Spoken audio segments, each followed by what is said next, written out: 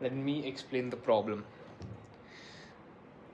Building tech and trying to sell tech in India, very different from building tech and selling tech in the US or any other Western country, or for any other country for that matter. All right.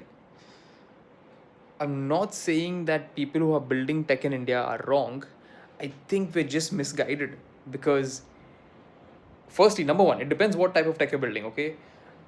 If you're building B2C tech, if you're building tech for people to actually, use here in India,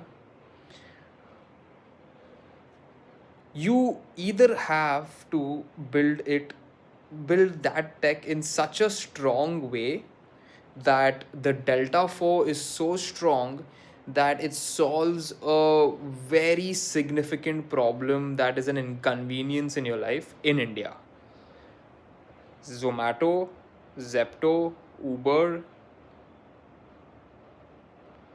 let's go fintech payments, Google Pay, Paytm, Cred, maybe, I don't know, not counting Cred, can't count Cred.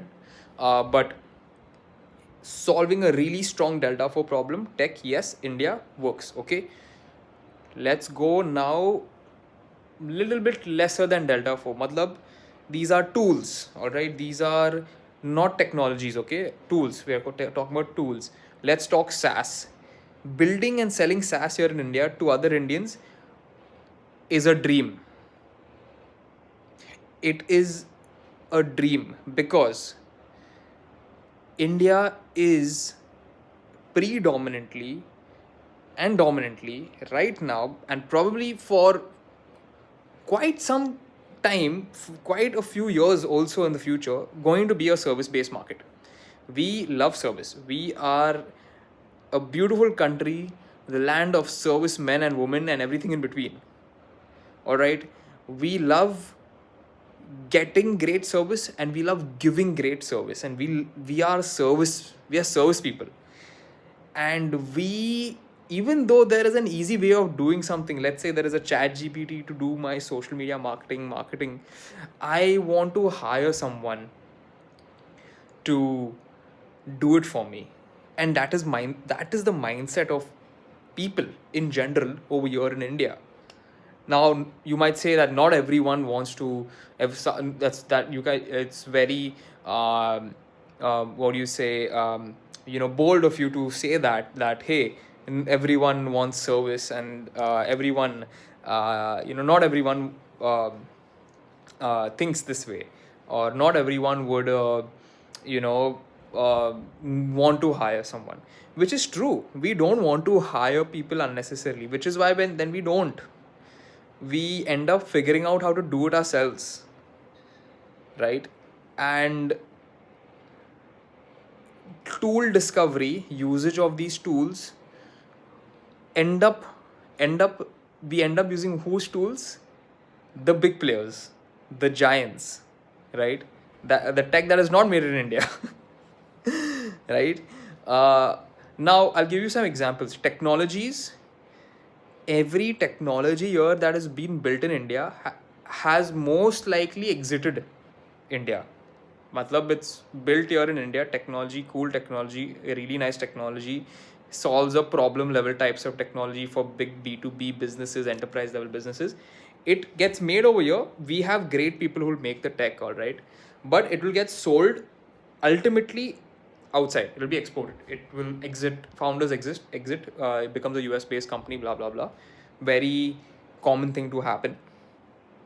Most enterprise level B2B SaaSes, that's what happens here in India.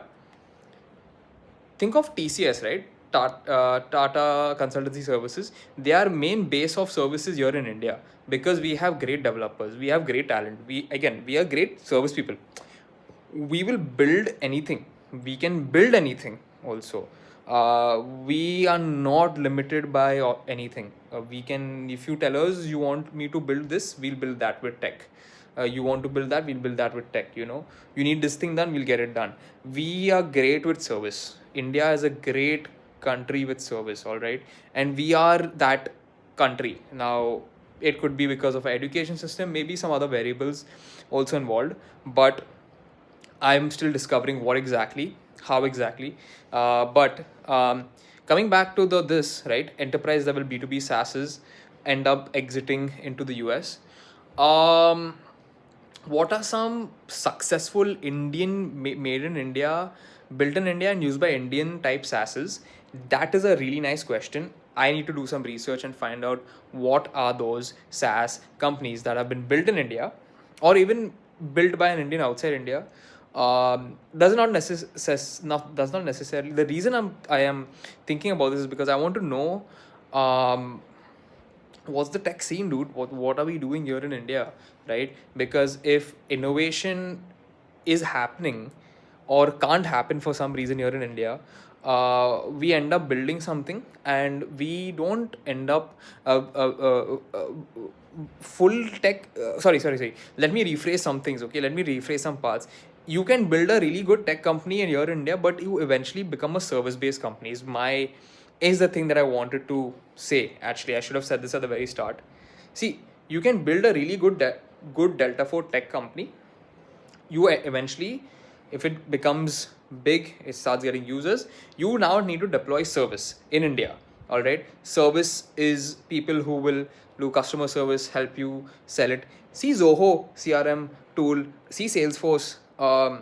They are big tech companies. They build enterprise level B2B SaaS level type technologies, but they still need a strong, they still are a service company because they still need people to sell it to people.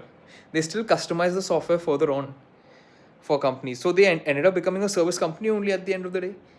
So what is the point of building the tech, right? Obviously, yes, tech will solve the problem to a certain extent, but then you need someone to now sell it to you. You need someone to explain it to you. Probably there's some maintenance and what, I have no idea. I need to do some more research on that. But I know for a fact that tech companies here in India end up becoming service based countries. Hence, my point is like, so we now, based on, let's say this is some factual information that I've got now, why not just organize the service market? Why not just build for the service market, right? How can we provide better services? Take any industry, take any niche, take any particular service. All right, industry, let's say creative industry, type of service, let's say, video editing. All right, video editors are our operators now. All right, let's say video editors are the servicers, like the person who is servicing, doing the service, performing the service. All right, now how can we make their life easier? How can we help them find clients better? That is the problem to solve. Just Dial here in India does well. Urban Company in India does well. Zepto India does well because we have service, we have servicing happening, right? Also, now obviously Zepto is like delivery, but I'm just saying servicing people. We are a people based country. We love people. We want to interact with people. We want to interact with people. If we are paying money, even 5,000 rupees, we want to speak to someone, we want to make sure we get our money's worth. That is consumer behavior here in India. I'm not saying that is my intention, but that is consumer behavior here in India, right? Which is probably very different in the US. And we can fail to understand that when building our startups, our tech companies here in India. You SaaS over here in India, to start and scale it, to grow it, is like, what do you say it? What do you call it? It's like you are it's an uphill battle, and I think it's not even an uphill battle; it's a wall.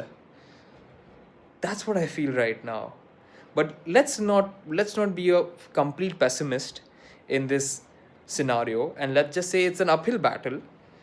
If you try hard enough, like Sisyphus, you might be able to somehow get the ball snowballing,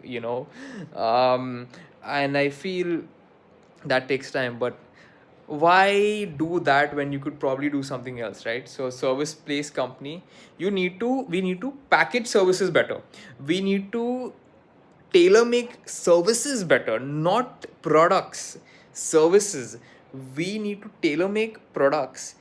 organize the workforce, educate them, teach them how to do the service better, and give them the tools, resources, and assets to get the service done, help them get paid, help them feel safe, help them get a job, a sense of living.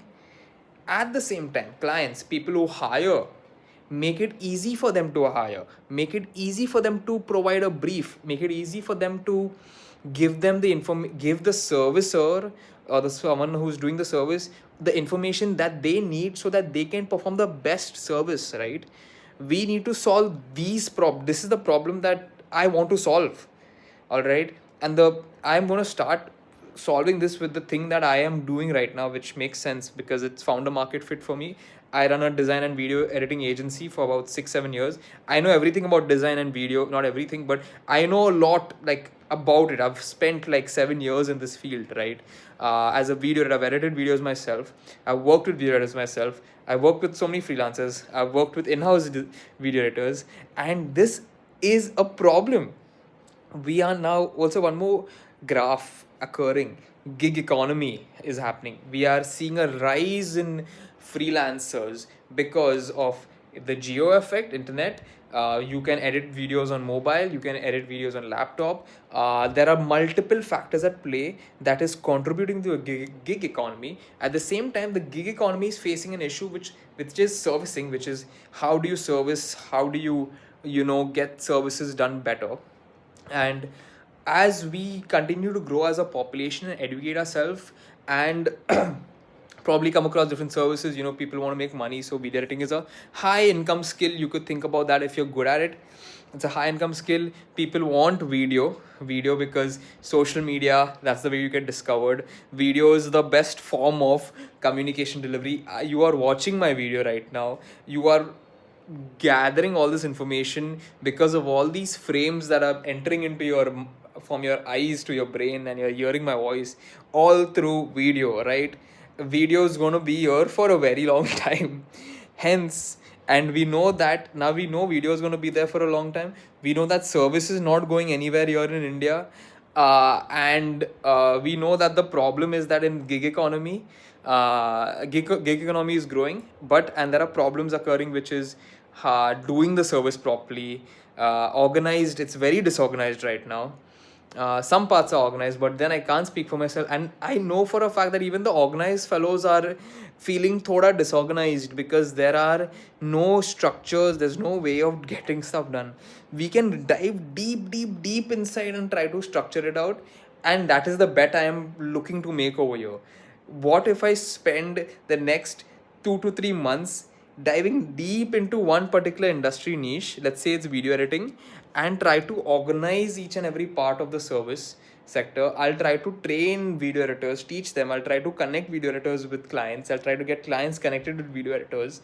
I'll try to get down into the client's business and what their minds are, and try to organize that for them, and try to create a layer, a platform where, or fuck the word platform, a system, so that these two entities, these parties, can connect and understand each other, and get the work done better, faster, so that this editor can do good work for the business, and the business booms, and then it contributes to the economy in one way or the other, or it helps that business, and hence now that becomes a recurring, because this is working for the business hires the editor again and again, and it's cycle, it's circular.